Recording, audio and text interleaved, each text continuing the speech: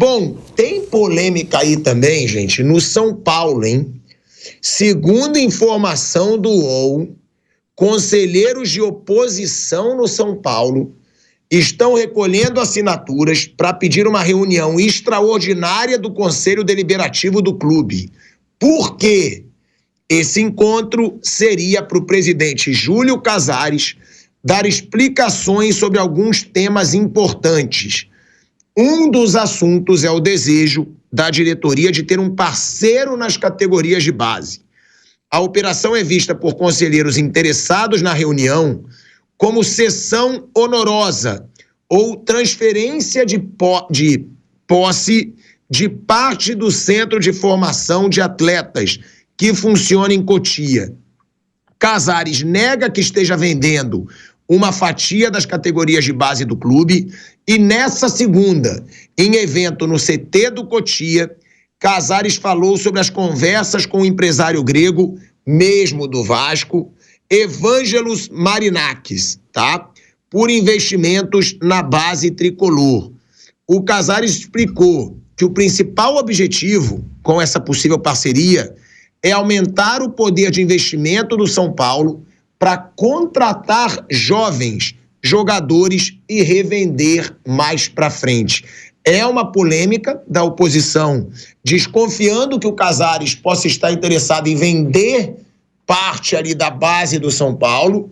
E o Casares disse o seguinte: o Marinakis esteve no Brasil, estive com ele, estive lá em Londres 3 dias e meio. Embora algumas pessoas tenham falado que eu estava de férias, eu estava trabalhando.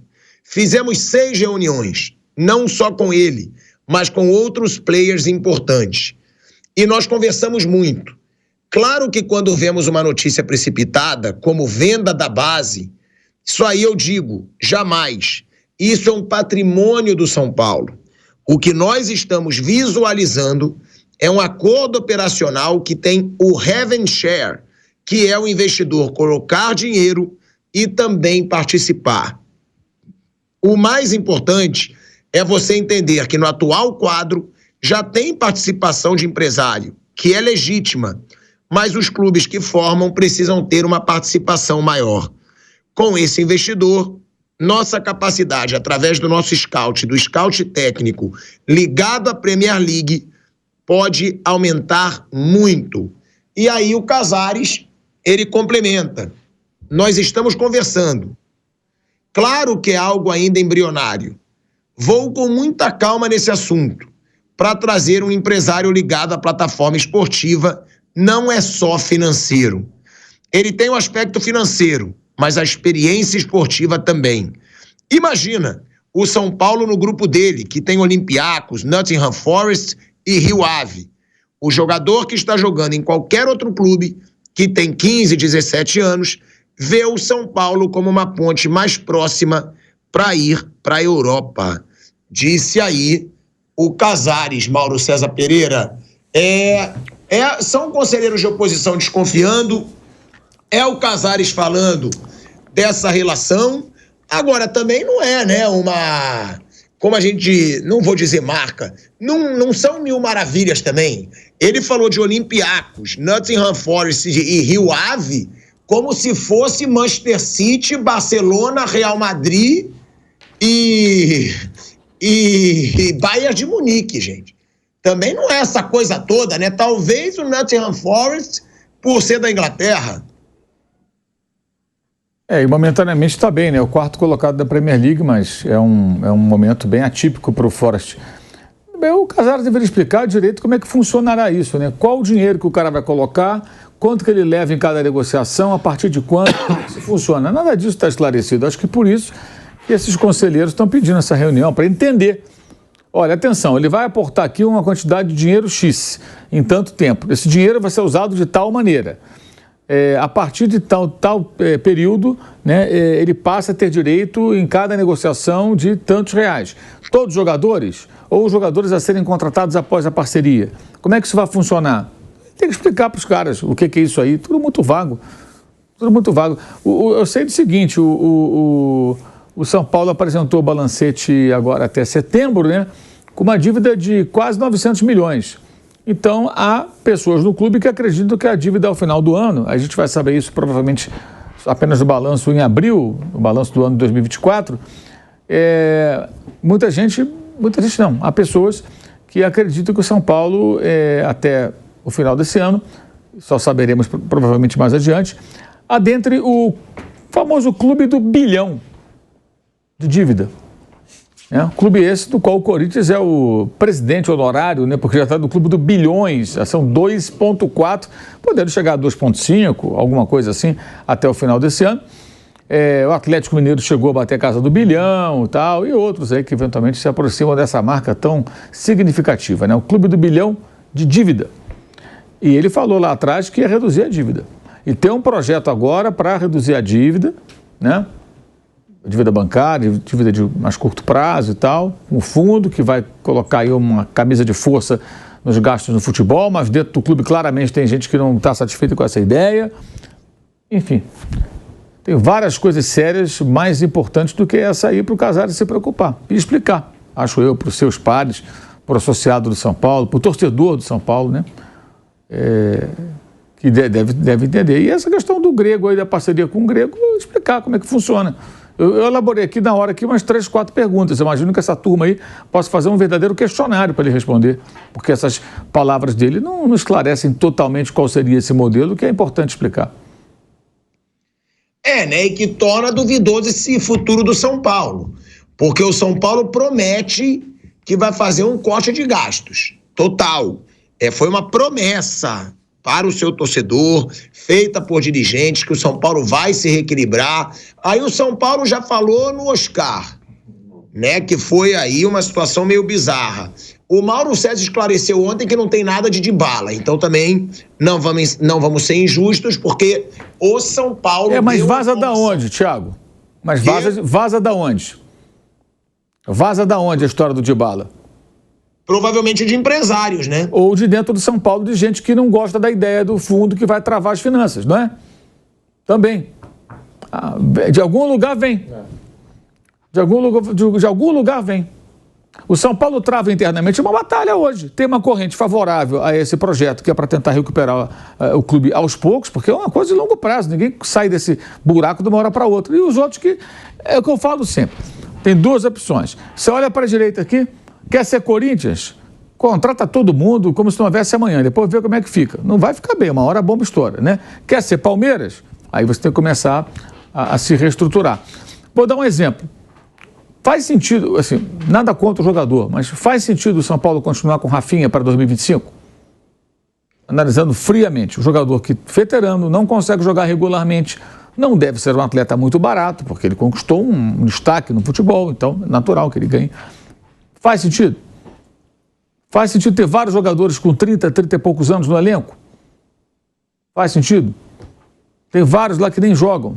Tem que negociar essa turma. O que o futebol de São Paulo tem que fazer, o Belmonte, o Rui Costa e tal, é começar a negociar jogadores, esvaziar um pouco mais o elenco, liberar um pouco a folha de pagamento, e aí você consegue trazer um ou outro cara para compor e aproveitar a base e seguir assim. Mas não vai disputar título. Provavelmente não. Já não disputa. Não disputa mesmo. Ganhou no ano passado a Copa do Brasil, uma situação bem atípica, mas endividando mais o clube também, com contratações, né? E normalmente não ganha nada. Como o Corinthians, contrata Deus o mundo, ganhou o quê o Corinthians? Ganhou esse título esse ano? Não, né? Ano passado também não, no outro também não. Ganhou uns paulistinhas aí e ganhou em 2017. Ano que vem o título de 17 vai fazer 8 anos.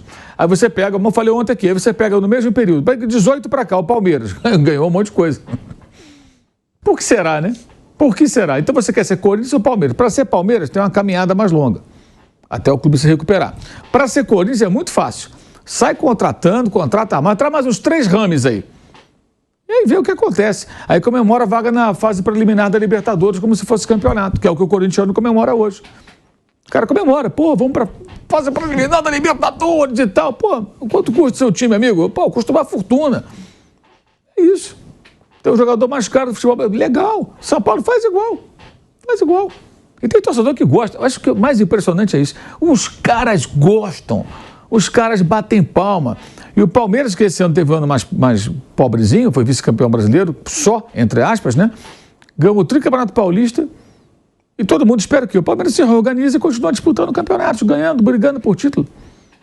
Mas o cara não percebe que está perdendo terreno para o rival e fica ali. Não, legal. São Paulo está na Libertadores, Corinthians está na pré-Libertadores, palmas, muito legal. Cara, não tem outro jeito, cara. Tem que organizar a casa, leva um tempo, se reestruturar.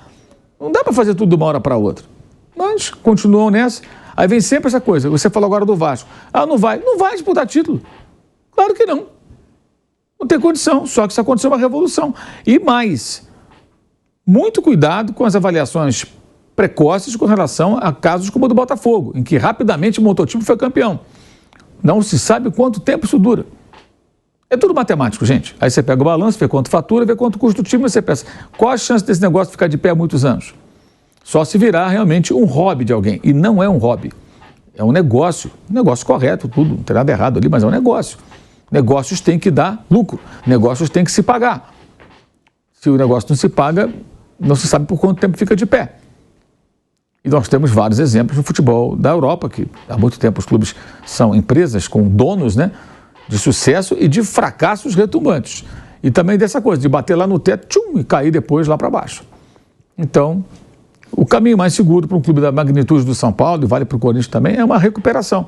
Pouco a pouco, arrumando a casa e tal. Mas não. Alguém vaza esses nomes por quê? Né?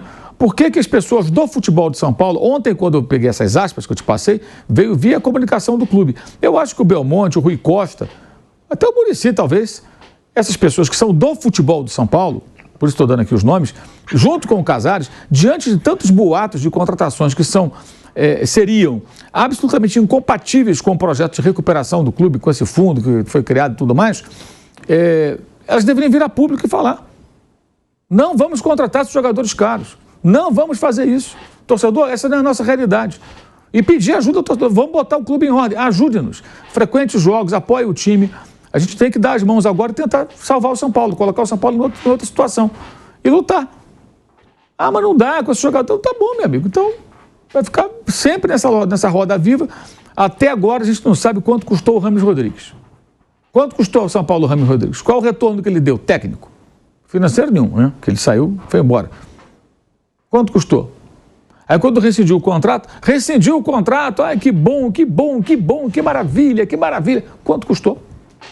Ninguém sabe. Talvez no balanço a gente venha saber, mas alguém falou, olha, gastamos tantos milhões com o Rames Rodrigues. Não falaram. Eles sabem quanto custou. Se eu for optar pelo lado do Corinthians, poder começar com uma vaquinha, né? Sim. Porque vai precisar de grana, não vai? Sim. Vai precisar uma vaquinha, tal. Já pega lá, já faz uma vaquinha. E a vaquinha quem faz é a torcida, não é nem o clube. Quer dizer, a torcida mais preocupada em pagar o estádio do que o clube. Você viu que o patrocinador, aquele lá que o Vampeta é garoto propaganda, doou uma grana ainda, tá convocando os caras. Oh, como é que é e tal. Bom, mas enfim... Até por ter um relacionamento antigo, né, com o Júlio Casares, presidente de São Paulo, de vez em quando a gente conversa, e muito pouco de futebol, porque a gente tem uma amizade há algum tempo, mas eu tive a curiosidade de perguntar sobre essa história desse grego aí, né? Ele estava numa correria, mas ele me respondeu o seguinte, muito rapidamente, não é o que estão falando.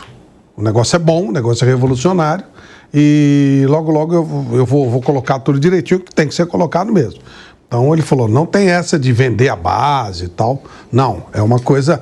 E aí essa declaração que ele deu, que o Pilhado deu ali, seria uma coisa de participação minoritária, alguma coisa assim, mais ou menos o que já acontece com os empresários que trazem o jogador e já ficam com percentuais, só que nesse caso seria uma coisa oficializada e eles fariam um aporte financeiro, para o São Paulo, e aí teria participação nas negociações. O que não dá para saber é quem ele comprar, é no todo e tal. Mas eu também estou muito curioso para saber detalhes disso aqui, porque é muito perigoso, né? Você não pode entregar a base. A base quebra todos os galhos de São Paulo. São Paulo contrata mal pra caramba, traz um monte de bagulho e a base quebra o galho.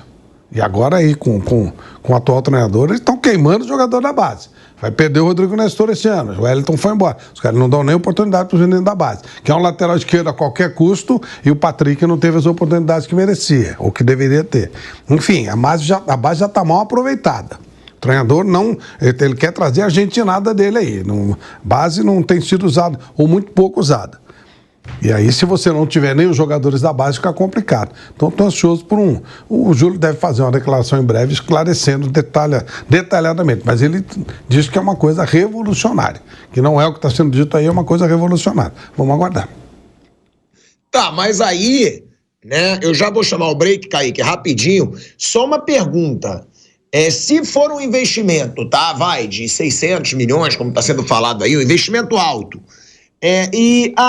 vai ser feito um investimento para trazer jogadores de outros clubes para nossa base e depois revendê-los. Se for nesse perfil, né, essa é a pergunta. Em cima dos jogadores que forem trazidos com esse dinheiro, o Grego ganhar. Seria vantajoso para o São Paulo? Porque o que eu acho que não seria é assim, o cara vai botar dinheiro na base e em cima de todos os jogadores da base do São Paulo o cara ganharia.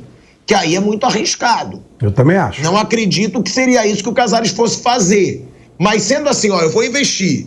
Todo jogador que vier com esse dinheiro que eu investi para a base do São Paulo, eu ganho junto. Seria bom ou não, na opinião de vocês? A gente vai para um break na Rádio Jovem Pan.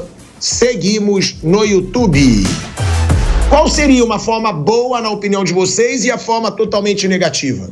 Olha, eu gosto muito da ideia de você fazer captação. O próprio clube fazer captação. O São Paulo tem um histórico importante, fazer captação, dar mais chance para a molecada fazer treinamento, sabe, espalhar pelo Brasil uma série de olheiros, fazer um modelo de captação mesmo por todo o Brasil, o que eu mais gosto. Agora, eu realmente não sei detalhes dessa história, como é que seria essa captação, se vai contratar jogadores de outros times, ou se vai efetivamente criar um modelo para a captação de jogadores. Tem menino pra caramba aí querendo jogar futebol, que joga bem e que não consegue, que acaba, né, sendo um talento desperdiçado. Se for para trazer esses talentos e o cara ganhar um percentual, é até razoável, mas não pode escapar do controle do São Paulo. E o ideal para mim é melhorar a captação. Levar os meninos para lá, mas com a captação muito bem feita e lá fazer a devida preparação. Não acho razoável o São Paulo contratar o jogador nota 6, 6,5. Esses jogadores têm que sair da base do São Paulo. Ela tem que sair de lá. Sempre foi assim e de vez em quando aparece um fenômeno. De vez em quando, né, aparece um Lucas Moura, de vez em quando aparece um Denilson, de vez em quando aparece um Kaká, mas não é o normal. Normal você ter jogadores de um nível médio. E entre o jogador mais ou menos de fora e o jogador mais ou menos da base, sem dúvida, prioridade para o jogador da base. Pedrinho. Uma das principais fontes de receita hoje do São Paulo, né? Cotia, jogadores revelados pelo São Paulo, já não é de hoje, né? Essa grife que tem as categorias de base do São Paulo. Mas a gente vai ficar aqui imaginando e tentando aqui de alguma forma imaginar 100 cenários diferentes e esperando uma resposta do Júlio Casares, né? Que acho que deve chegar nos próximos dias, né? Enfim, tem pessoas do São Paulo. Você até trouxe a informação, o Conselho do São Paulo pedindo maiores esclarecimentos, e é uma situação que pede, né, esclarecimentos, porque eu fico imaginando, a gente não está falando do São Paulo dividir os direitos econômicos de um atleta da base com o investidor grego, né, em 50-50 ou algo parecido. Não, porque esses jogadores da base do São Paulo eles já têm a participação de empresários, né? Muitos deles já têm fatias ligadas a empresários, a grupos esportivos. E aí o São Paulo ficaria com 1/3 de cada jogador. Eu acho que tudo isso precisa ser analisado, a gente ainda vai conhecer o modelo. Mas eu acho que no cenário atual, assim, pelo que a gente já acompanha no futebol, ele falou aí do intercâmbio, que o Grego tem outros clubes, que os jogadores podem fazer intercâmbio entre os clubes. Vai ter jogador que vai poder se aproveitar disso. Mas o São Paulo dividir as receitas da base com quem quer que seja, eu acho que é algo muito arriscado para o São Paulo, Pilhado.